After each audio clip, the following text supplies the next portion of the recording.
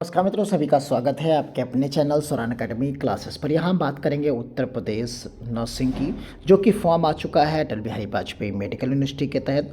उसमें OBC, EWS, SC, ST इस तरीके के जो आय जाति निवास प्रमाण पत्र हैं उनका कितना पुराना होना चाहिए, तो ये आइए इस पर हम बात करेंगे पर्टिकुलर।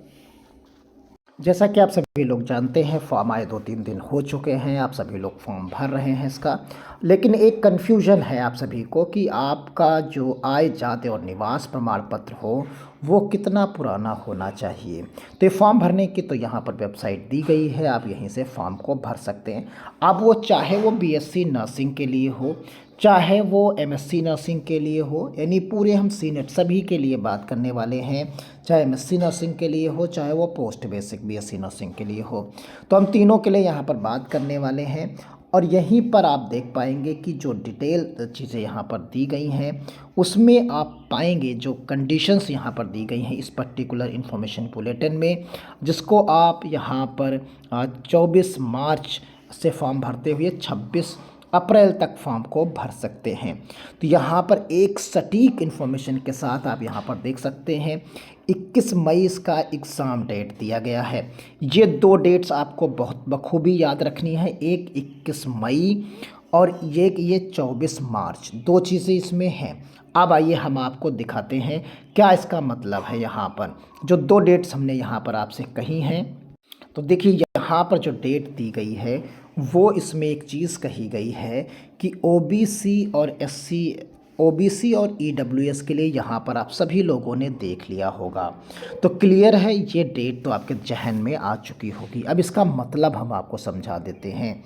अगर हम जो है कास्ट सर्टिफिकेट की बात करें ओबीसी की, तो ये आप पहले हम बात करेंगे यहाँ पर किसकी, जाति प्रमाण पत्र की। सबसे पहले आप देख लीजिए इसकी, हम सभी के जाति प्रमाण पत्र की बात करेंगे, किसकी, जाति प्रमाण पत्र की। आप एक एक चीज़ को समझिएगा। तो ये जाति प्रमाण पत्र अगर आप ओबीसी से हैं तो आपका 1/04/2025 के बाद का होना चाहिए, के बाद का, ठीक, बना होना चाहिए। यानी आप फॉर्म भर सकते हैं, आज ही आप फॉर्म भर दीजिए, कोई प्रॉब्लम नहीं, क्योंकि इसको आपको 21 जो है 21 मई है, तो 21/5 आप देख लीजिए यहाँ पर जो है 21/5/2025, यानी 1 अप्रैल से लेके 21/5/2025 के बीच में बना होना चाहिए, किसी भी डेट का हो। सबसे ज़्यादा वैलिड रहेगा एग्ज़ाम से पहले और 1 अप्रैल 2025 के बाद, यानी इन्हीं तारीखों, दोनों तारीखों के बीच का बना होना चाहिए। आप समझ लीजिए ये जो दो डेट्स हमने लिखी हैं इन्हीं दोनों डेट्स में बना होना चाहिए आपका जाति प्रमाण पत्र जिसकी हम बात कर रहे हैं। और यहाँ पर और इसके अलावा आप दिमाग बिल्कुल ना लगाएं, फॉर्म आप भर सकते हैं अप्रैल, क्या अभी भर सकते हैं, इसकी फॉर्म भरने में कहीं ज़रूरत नहीं पड़ती, लेकिन काउंसलिंग में इसकी ज़रूरत पड़ेगी, तभी आप इसके वो जो है आप इसका लाभ ले पाएंगे। तो यानी ये डेट और ये डेट, दोनों डेट याद कर लीजिए, इन्हीं डेट के बीच का बना होना चाहिए। उसी तरीके से ईडब्ल्यूएस के लिए भी है, सेम डेट, ये डेट और ये डेट, दोनों डेट्स के बीच का बना होना चाहिए। तो यानी ये दोनों सर्टिफिकेट्स इनके बीच के बने चाहिए। एससी और एसटी 1 साल पुराना भी चल सकता है, 1 साल क्या 2 साल भी आप ले सकते हैं, उसमें कोई प्रॉब्लम नहीं है। अगर 2 साल पुराना भी है तब भी कोई दिक्कत नहीं, वो दोनों आपके जाति प्रमाण पत्र वैलिड हो जाएंगे। क्लियर है। अब बात यहाँ पर करते हैं किसकी, आय प्रमाण पत्र, आय प्रमाण पत्र की।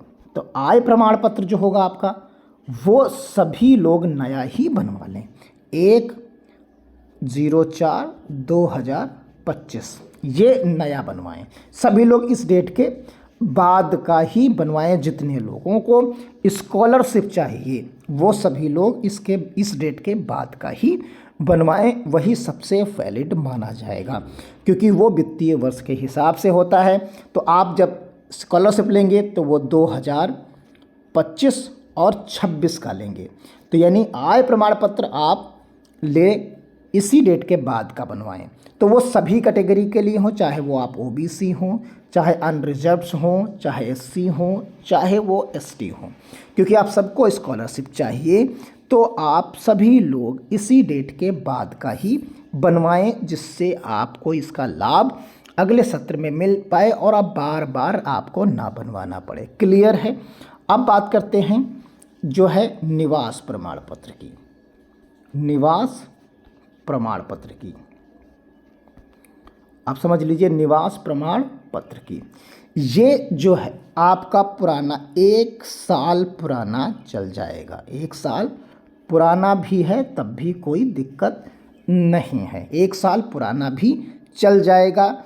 और ये चाहे आप अनरिजर्व्ड हों, चाहे आप ओबीसी हों, आप चाहे ओबीसी हों, चाहे आप एससी हों, चाहे आप एसटी हों, और चाहे आप ईडब्ल्यूएस के हों, ईडब्ल्यूएस से हों, किसी से भी हों, 1 साल पुराना आपका अगर निवास प्रमाण पत्र है तो आपको किसी प्रकार की कोई दिक्कत नहीं है, आप नया भले ही ना बनवाएं।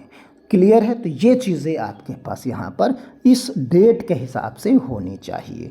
उम्मीद हम यही करते हैं कि आप इन सभी चीज़ों को प्रॉपर वे में समझ पा रहे होंगे। आय, जाति, निवास हमने तीनों को डेट के साथ आपको मेंशन कर दिया है।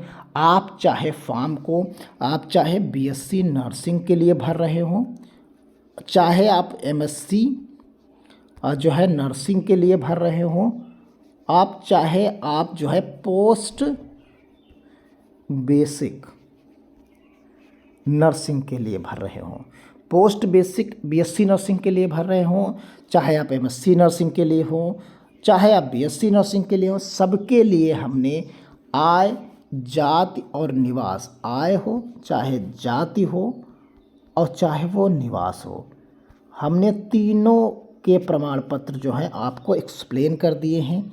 ये 1 अप्रैल 2025 के बाद का होना चाहिए सभी के लिए।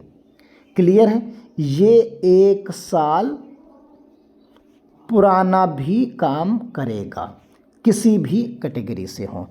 केवल चेंजेस इसमें हैं, तो इसके चेंजेस में आपको हमने बता दिया कि जाति का जो प्रमाण पत्र है वो ओबीसी और ईडब्ल्यूएस के लिए एक डेट है 1/04/2025 के बाद का बना होना चाहिए। फॉर्म भर आप सकते हैं, इस बिना बने हुए भी भर सकते हैं, लेकिन काउंसलिंग के टाइम में ज़रूरत पड़ेगी।